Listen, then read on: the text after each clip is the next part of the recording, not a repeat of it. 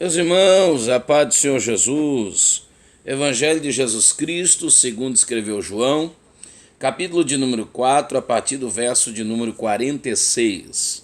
Evangelho de João, capítulo 4, verso 46. Foi então outra vez a Caná da Galileia, onde da água fizera vinho. Isso mostra a notoriedade que o milagre da transformação de água em vinho tinha, servindo assim de parâmetro, servindo assim de referência. Ora, havia um oficial do rei. Um leitor atento se pergunta: que rei é esse? Bem, esse rei aqui é o rei Herodes. Então havia um oficial, quer dizer, alguém que desfrutava de um status de alto escalão, um oficial, um bom emprego, do rei chamado Herodes, ok? Havia um oficial do rei Herodes, cujo filho estava enfermo em Cafarnaum. A distância de Cafarnaum para Caná da Galileia dista-se aproximadamente 25 quilômetros. Jesus não era bem quisto por Herodes. Na verdade, Herodes não gostava de profetas. Herodes não gostava de nenhuma espécie de supostas ameaças, fazedores de montim. Jesus não foi um desses, ok? Jesus não foi fazedor de montim, mas Jesus era um formador de opiniões. Jesus arrastava as multidões acotovelavam-se para ouvi-lo. As multidões agregavam-se, congregavam-se para ouvi-lo, para receber deste uma oração, enfim. E João Batista havia recentemente sido morto pelo próprio Herodes. Não que Herodes o detestasse, mas o Herodes é esse camarada intempestuoso, ok?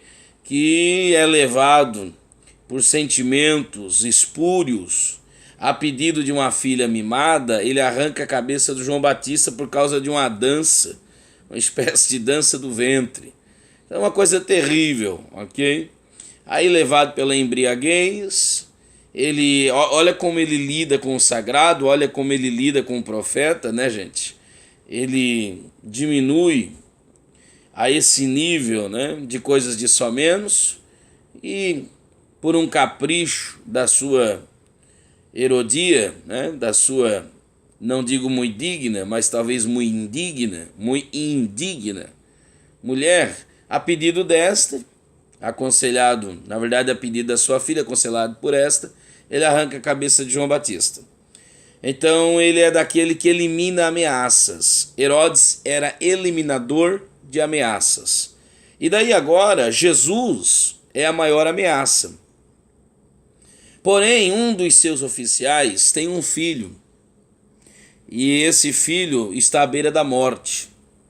E havia nesses dias essa conversa, havia nesses dias esses relatos dos milagres de Jesus, que João chama de sinais.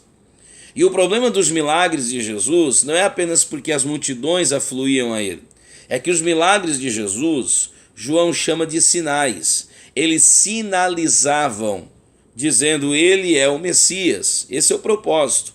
Quando João Batista pergunta se de fato Jesus era o Messias, Jesus não cita textos. Jesus diz a eles, ou a ele, através dos seus discípulos, os relatos. E os relatos dos seus milagres, na verdade, eram sinais que diziam a João: eis a identidade messiânica.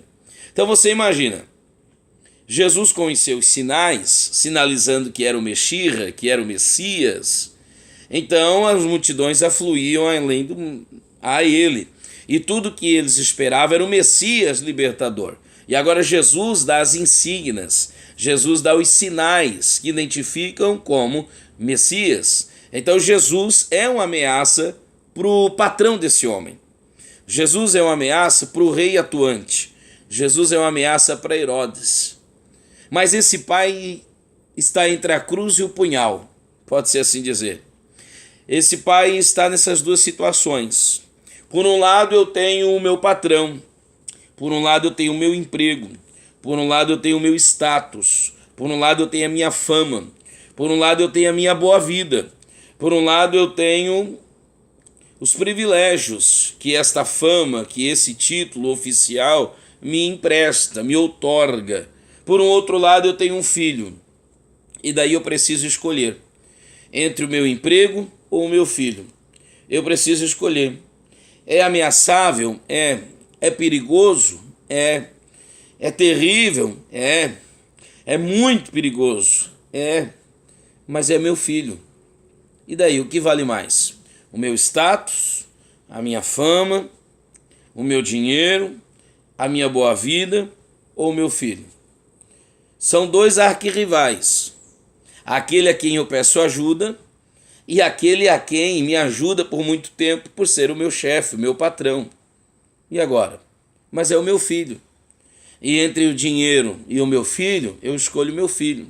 Entre a fama e o meu filho, eu escolho o meu filho. E o meu filho está à beira da morte, não dá para esperar.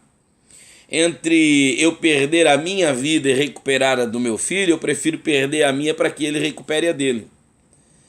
E detalhe, gente, isso aqui é um ato de fé. Por quê? Porque ele não tinha certeza. Gente, não tinha certeza se realmente Jesus atenderia a ele. Ele não é um religioso, não é um frequentador de igreja. Ele não conhece essas questões messiânicas que eu estou apresentando. Ele é um oficial do rei, só isso, ok? Aliás, Jesus estava iniciando seu ministério. Não havia um vasto relato de curas, mas ele põe em risco tudo isso à procura de um suposto milagre, porque ele não sabe se o milagre vai acontecer, referindo-se a um suposto Messias, que ele também não tem certeza, um suposto curandeiro. Jesus não é suposto curandeiro. Jesus não era curandeiro, mas era essa imagem que se tinha. Nada disso se tinha certeza. Jesus está iniciando o ministério. E assim como existiam simpatizantes, existiam os críticos. Mas é meu filho.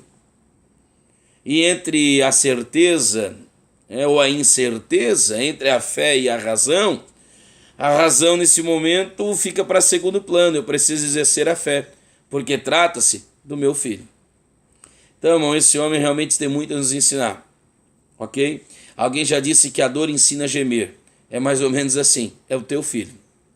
Ah, mas tem se dito, é o teu filho. Mas, irmão, é o teu filho. E daí?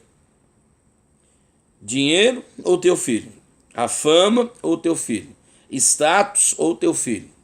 Na verdade, é uma questão de prioridades. O que mais tem valor para você? O que realmente é significativo? Aquilo que for significativo para você, você priorizará, ok? Então, é uma questão de significância. O que de fato tem validez? O que de fato tem valia? O que de fato é prioridade na minha e na sua vida?